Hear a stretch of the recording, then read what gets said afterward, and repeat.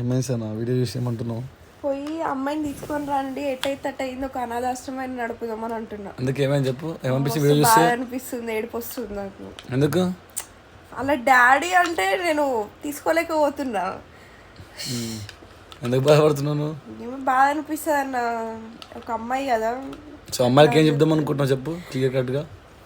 అందరూ సేఫ్గా ఉండండి, ఎవ్వరు నమ్మకండి, డాడీని నమ్మకండి, ఇంకా అన్నయ్యని కూడా నమ్మకండి.